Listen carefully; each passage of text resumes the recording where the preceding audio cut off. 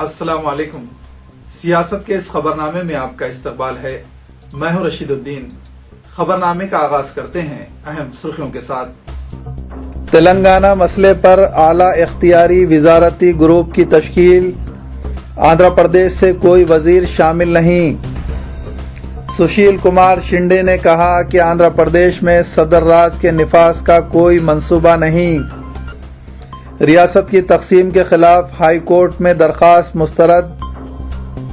आज़मीन हज के user charges में रियायत के लिए चीफ मिनिस्टर की मसाई।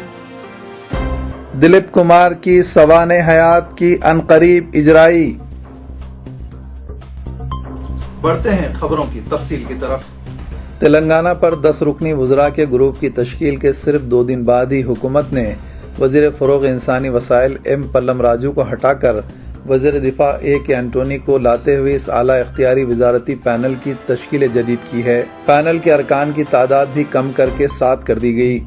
वज़ीर दाखिला सुशील कुमार शिंदे, वज़ीर दिफा ए के एंटोनी, वज़ीर फाइनेंस पी चिदम्बरम, वज़ीर सेहत गुलाम नबी आज़ाद, वज़ीर पेट्रोलियम वीरप्पा मोइली और वज़ीर देही तरक्की जयराम रमेश दोबारा तश्कील शुदा वज़रा के ग्रुप के अरकान हैं। वज़ीर आज़म के दफ्तर के ममलिकती वज़ीर वी नारायण सामी को खुसूसी मदऊ के तौर पर इस पैनल में शामिल किया गया है, जो आंध्र प्रदेश की तकसीम और तेलंगाना की तश्कील पर होने वाले मसाइल का जायजा लेगा।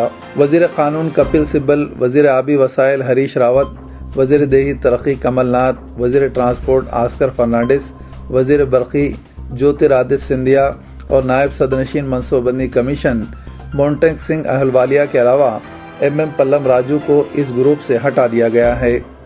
पल्लम राजू का ताल्लुक सीमा आंध्रा इलाके से है, जिन्होंने तेलंगाना की तश्कील की मुखालिफत की थी। वज़रा के ग्रुप के दायरेकार कुछ इस तरह हैं।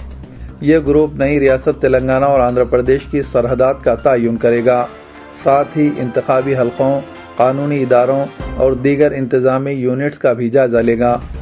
ये ग्रुप कानूनी और इंतज़ामी इक़दामात पर भी नज़र रखेगा ताकि 10 साल तक मुश्तरका दारुल-हुकूमत बनने वाले हैदराबाद से दोनों रियासतें मौसर तौर पर काम कर सकें।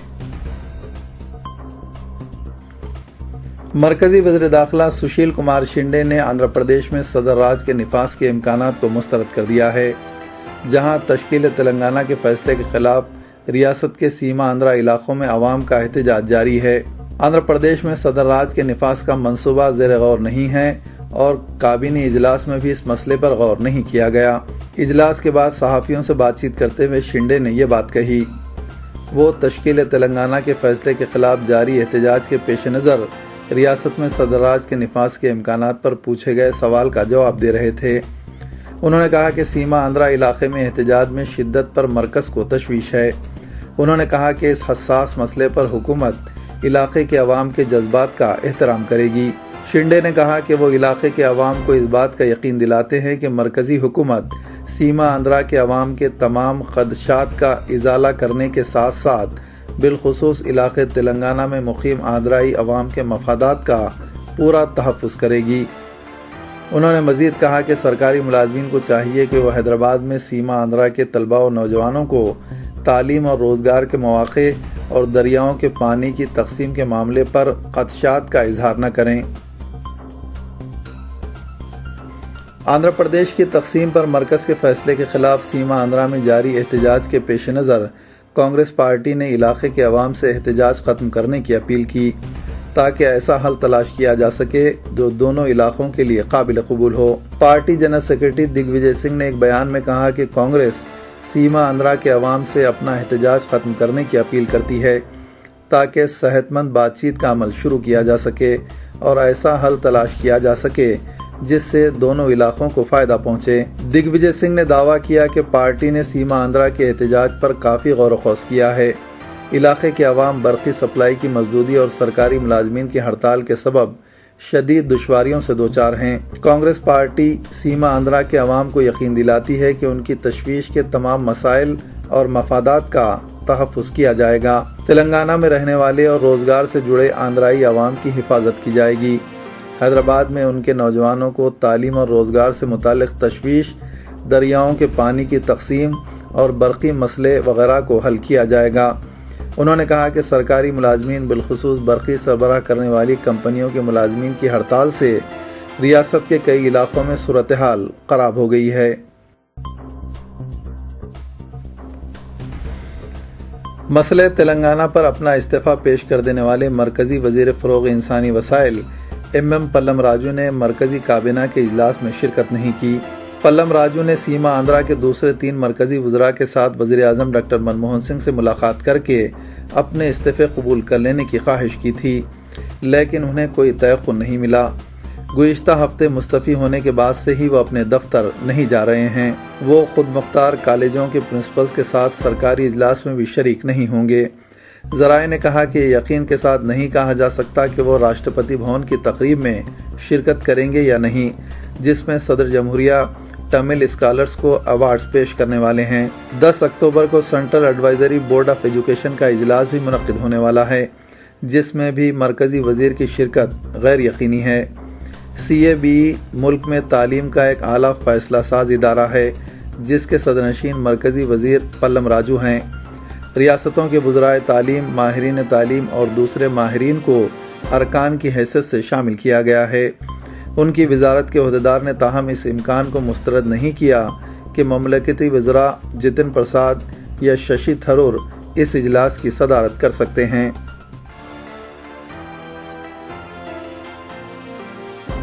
آندھرا پردیش ہائی کورٹ نے ریاست کی تقسیم کے خلاف داخل کردہ درخواست کو مسترد کر دیا ہے۔ ہائی کورٹ کی ڈویژن بینچ نے کہا کہ دستور کی دفعہ 3 میں ترمیم یا اس سے مسترد کرنے کا معاملہ ہائی کورٹ کے دائرے اختیار میں نہیں آتا اور اس کا پارلیمنٹ کو جائزہ لینا ہوتا ہے۔ عدالت نے درخواست گزار کی اس خواہش کو بھی مسترد کر دیا، جس میں دستور کی دفعہ 3 کو حذف کرنے پر زور دیا گیا تھا۔ عدالت نے کہا کہ ترمیمات کے معاملوں کا رابطہ کمیٹیاں جائزہ لے سکتی ہیں، اور اگر کمیٹیاں اپنے فرائض کی انجام دہی میں ناکام ہو جاتی ہیں تو پھر عدالت مداخلت کرے گی۔ اس طرح ہائی کورٹ نے آندھرا پردیش کی تقسیم کے خلاف داخل کردہ درخواست کو مسترد کر دیا۔ PV کرشنیا نامی ایڈوکیٹ نے مفاد عامہ کے تحت درخواست داخل کرتے ہوئے ہندوستانی دستور کی دفعہ 3 پر امتناع عائد کرنے کی درخواست کی تھی۔ درخواست گزار نے ہائی کورٹ پر زور دیتے ہوئے مطالبہ کیا تھا کہ مرکزی وزارت داخلہ کے سیکریٹری تلنگانہ نوٹ کو کابینہ کی منظوری کے بعد مزید کوئی کارروائی نہ کریں۔ قبل ازیں موصولہ اطلاع کے مطابق کانگریس اور YSR کانگریس کے سینئر قائدین نے اس مسئلے پر سپریم کورٹ سے رجوع ہونے کا فیصلہ کیا ہے۔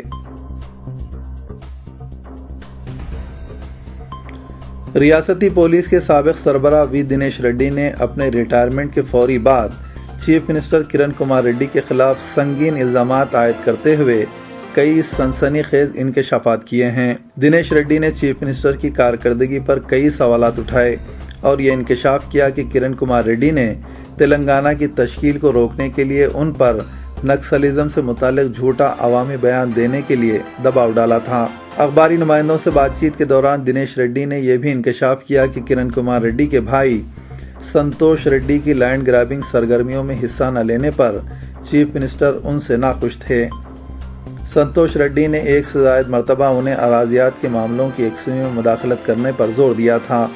اس کے علاوہ سپرنٹینڈنٹ اور ڈپٹی سپرنٹینڈنٹ پولیس کے تبادلوں کے لیے بھی ان پر دباؤ ڈالا گیا۔ ان تمام غیر قانونی کاموں سے انکار کرنے پر کرن کمار ریڈی ان سے ناخوش تھے۔ دنیش ریڈی نے الزام عائد کیا کہ چیف منسٹر نے انہیں دھوکہ دیا اور وہ مختلف لوگوں کے لیے مختلف معیارات کو اپناتے ہیں۔ ریاست کے عوام کے تحفظ سے زیادہ چیف منسٹر کو اپنا شخصی ایجنڈا عزیز ہے۔ چیف منسٹر نے ان کی پیٹھ میں خنجر گھونپنے کا کام کیا ہے۔ انہوں نے دفتر چیف منسٹر کی کارکردگی کے سلسلے میں کھلی تحقیقات کا مطالبہ کیا۔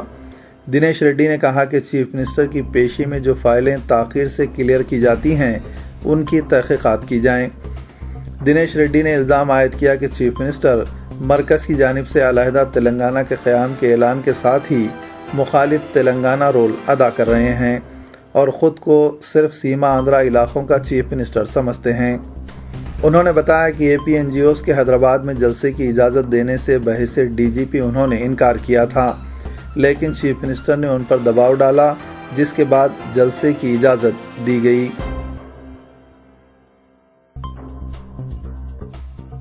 ریاست کی تقسیم کے مسئلے پر صدر تلگو دیشم این چندرا بابو نائیڈو کی نئی دہلی میں شروع کردہ بھوک ہڑتال آج تیسرے دن میں داخل ہو گئی۔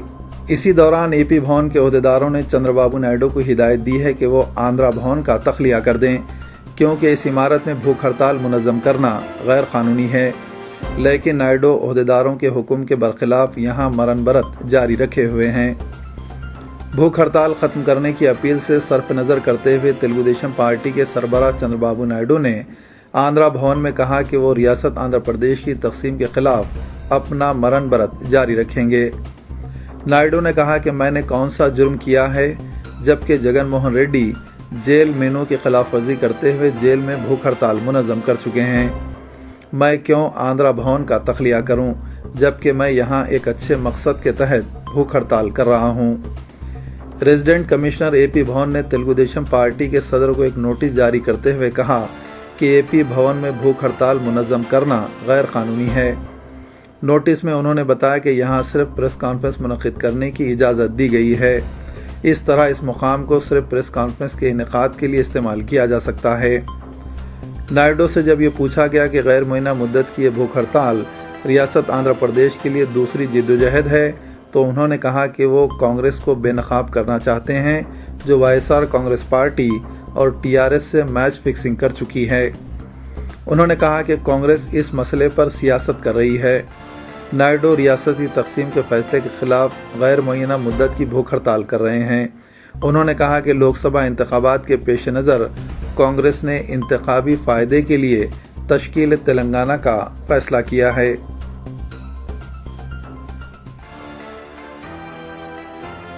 آندھرا پردیش کی تقسیم کے خلاف سیما آندھرا میں جاری عوامی احتجاج میں الیکٹریسٹی امپلائیز کی شمولیت کے سبب پیدا ہونے والی برقی بحران سے ساحلی آندھرا سیما کا بیشتر علاقہ تاریکی میں غرق ہے۔ وجےواڑہ تھرمل پاور اسٹیشن اور رائلسیما تھرمل پاور اسٹیشن کے بشمول پیداوار کے دیگر مراکز پر سرگرمیاں ٹھپ ہو چکی ہیں، جس سے برقی پیداوار کا عمل رک گیا ہے، جس کے باعث حکام 3 تا 10 گھنٹے برقی کٹوتی پر مجبور ہیں۔ برقی ہڑتال سے تلنگانہ بھی متاثر ہو رہا ہے۔ سرکاری ذرائع نے بتایا کہ برقی کی جملہ طلب 11,000 میگا واٹ ہے، جبکہ صرف 7,500 میگا واٹ برقی سپلائی کی جا رہی ہے۔ اس ہڑتال کے باعث سیما آندھرا کے پلانٹس، تھرمل اور ہائیڈل پروجیکٹس پر برقی کی پیداوار بری طرح متاثر ہوئی ہے۔ اسی دوران صدر پردیش کانگریس بوسا ستیہ نارائنا نے امپلائیز سے اپیل کی کہ وہ ہڑتال ختم کر دیں۔ انہوں نے کہا کہ وہ مرکز کو مکتوب روانہ کرتے ہوئے اس مسئلے کا حل دریافت کرنے کے لیے کل جماعتی اجلاس طلب کرنے کی درخواست کریں گے۔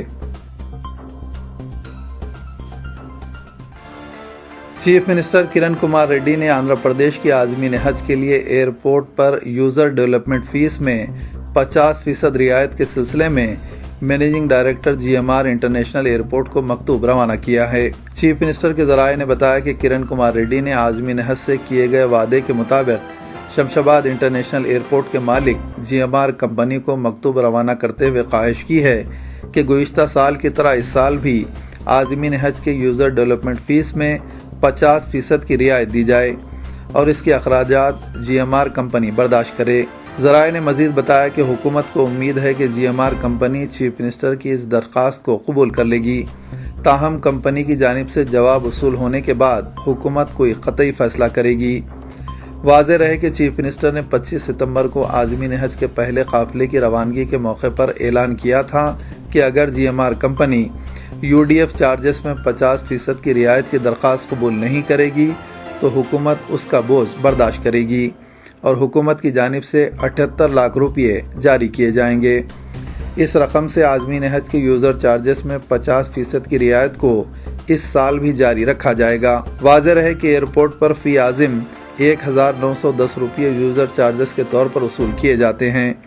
50% رعایت کی صورت میں فی عازم 955 روپے کی بچت ہوگی۔ چیف منسٹر کے قریبی ذرائع نے بتایا کہ کرن کمار ریڈی مکتوب کی روانگی کے بعد ذہنی طور پر تیار ہیں کہ اگر کمپنی کا جواب نفی میں آتا ہے تو حکومت 78 لاکھ روپے جاری کر دے گی۔